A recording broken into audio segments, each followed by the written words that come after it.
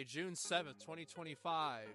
The wind has decided to return, but thankfully it was post-match. The mighty sounds of Bang Gone by T-Rex just finished at Keyworth. It's a glorious Saturday here for Detroit City FC women. A hard-fought match versus Kalamazoo FC. Back and forth, plenty of moments, especially once again in the second half for Detroit City FC's women's side.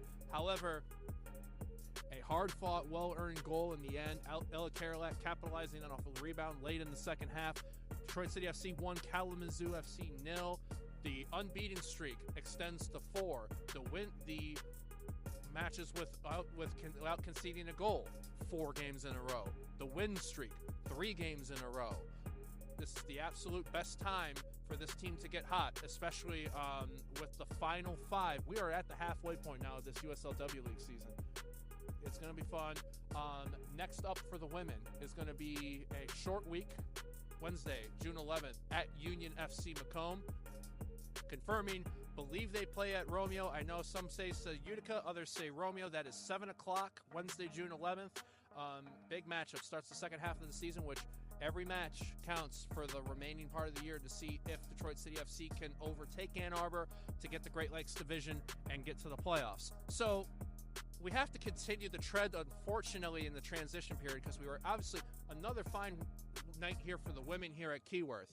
We got to talk about the men, though, again. They were at Pittsburgh today, taking on Pittsburgh Riverhounds, which was they faced earlier this year in the USL Jägermeister Leagues Cup, which we've also seen sponsored by Tito's Vodka. And on April 26th here at historic Keyworth Stadium, that was the last time Danny Dicchio's lads won a competitive match via Darren Smith goal in stoppage time. Unfortunately, the winless streak, we can confirm, continues. A familiar scoreline in the regular season for the 3rd consecutive regular season matchup at Highmark Stadium. Pittsburgh Riverhounds 2, Detroit City FC 0. Goals on either side of the halves, very similar. Balls in the box from the wing. Close range on there. And yeah, I mean, that's really... Adam, you have anything you want to say about the men's match? Anything you think? Yeah, I think that's... He's silent, shaking his head. I think that's probably the appropriate way to leave it off for the men right now on here. Next up for them, at Loudoun United, Saturday, June 14th. That is, I believe, I think it's 7 o'clock matchup. If it is a different time, we will highlight that in one of our future recordings for Majors TV, whether it's 451 Tunnel Talk or if we do a Make City Make Spence this coming week. Stay tuned on here. We will be having a post-match interview with Coach David Dwaihy, talk about this matchup here. So that will be coming up after this ends. But yeah, in the meantime, just if you haven't already, hit that like and subscribe button for the Majors TV on YouTube. TMSNX Detroit on Twitter and Blue Sky, as well as Instagram. And yeah, hit that like and subscribe and follow wherever you check your podcast out. So for Garret Comets in the front of the camera, for Adam Hernandez behind the camera, stay tuned now for our post-match interview with Dave Dwaihy, and we go onward. Sound the trains, bus going in the distance behind historic Keyworth Stadium. The coach of Detroit City FC's W League side, and once again, the patron saint of Detroit City FC ownership, Dave Dwaihy, joining us. Last week when we gathered after the Midwest United match, you kind of gave us a preview of this matchup that you had tonight with Kalamazoo FC, where we know that they don't give you much space, that they make you work for everything.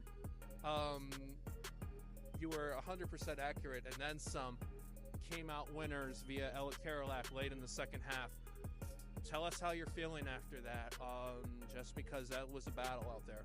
Yeah, mostly relief, because in the second half, you didn't know that the goal was necessarily going to come, but I thought we were playing so well. And for me, it's always like, hey, the women should get rewarded for that. And it doesn't always happen. The game can be cruel, and to be fair, Kalamazoo really took it to us for the first phase of the game, and then they had a chance or two. A little bit against the run of play in the second half, but they had chances, and they had a constant threat up front, and they were direct at times in a way that was a little bit troublesome for us. But I think in the end our quality showed itself and kind of rose to the top, and the number of chances we created in the second half, I think we deserved one. So I was really glad we got it. relieved that we saw it through. That last little scramble when their goalie came up, I was like, oh man, here we go. It would have been pretty devastating to drop the points that we felt like we had. And so to come out with 3 points is massive. And yet, you know, I try and keep perspective and realize like it's more just about how we're playing and progressing and are the women enjoying it and getting something out of it. And I think we're doing that too. So the results are always nice and they kind of make you feel a little bit better and they smooth out some rough edges for you. But more importantly, I just think we're playing some really good soccer and I think we're getting better every game. One last that I'll have on Kalamazoo before we kind of shift into your side tonight. What would you say for those that were wondering and seeing, what would you say are some differences in how preparing for how Kalamazoo FC played before maybe like how Midwest played? Like what would you say are some of the differences, how you have to plan or what you have to like deal with during a 90-plus minute match facing that side? Yeah, I think with Kalamazoo we expected a little bit more physicality, that they were going to maybe challenge for more, that they were going to lump a few more big and deep balls in that we had to kind of deal with. And you know, in the first half when they were at their most effective, they were really like getting on the end of stuff, flicking stuff on, running in behind. Midwest plays a little bit more methodical, I think, you know, maybe a little bit more through their midfield. I think that's where their strength is. And Kalamazoo, as good as they were in the midfield today, I think they just kind of had a game plan to like get it into their dangerous players, forward passes only, and that put us on our heels. So yeah, and we didn't really know what to expect because you know, I think Kalamazoo's been a little bit up and down this season, and they've had a few good games and a few where they struggled, and you didn't quite know what version of them we were going to get. Thought we got a really good version of them. Very proud to come out on top because they were fantastic, and they pushed us to our limit. But I think, you know, once we settled into a groove in the second half, we started to see a little bit of our quality show through. There's a few players that really stood out to me. First half I watched each half kind of where you were attacking. So the first half by the wall, the second half here by the Sweets. I think Ella Kane today, to me, really was first half on the right flank. Second half, I think she came in a little bit more as an inside forward, really being involved in a lot of the chances. Someone I think who's I've seen to come in on. Adam and I had a great moment, I feel like, with late in the match with Sophia Romine. It was the short corner, I think was her and Kate Childers. And then literally directly as Adam is behind the camera to me, that back flick that Sophia did. That we're just like that. Yeah. So I mean, just tell us about kind of like those two, because I really thought like, again, like, and obviously like Maya Sulis being powerful on there, and then obviously Ella Karolak getting in the right place at the right time from defense to get that goal, that, you know, which is, it's kind of like a hockey playoff goal in a way. Yeah, I mean, honestly, as you're talking, my brain's kind of shifting through the play. I think everybody had a really good game. I think Drew Martin had a sneaky good game as a 10. Hannah's always a danger. Ella Kane continues to be like rampant, and her effort defensively is noteworthy. Cam Evans came off the bench and showed a hunger and a drive and also like a bit of composure. I mean, she created multiple chances in the 30 minutes she was out there. Maya Solis in the back. I mean, our whole back line stood tall today. Allison LaPointe continues to be great. Tot, Danny, and Kate Childers at the six. Like, everybody played well. And but I do think it's definitely worth singling out Sophia Romine, because she's just like so bright for us. You know, when she gets the ball, you kind of hold your breath because you know something's going to happen. She's going to find a pass that nobody else sees. She's going to find a seam.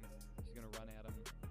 First half, a few times she put them on their heels in a way that I was like, oh my gosh, you know, what a weapon we have here. And yet she just like plays with a smile on her face and gets after it, and she's a great teammate. So we're very blessed with our personnel, and that's not to speak of all the players that didn't even get on tonight. You know, we kind of decided toward the end of the game as a coaching staff, like, we just didn't want to mess with it too much because we were seeing the game through, and I just kind of had a flashback to like that Ann Arbor game where we made a lot of changes and it threw off our rhythm, and I just kind of thought, hey, let's, you know, so we had a few unused substitutes tonight, which, you know, is a testament to the quality. We had great players that we didn't even bring on.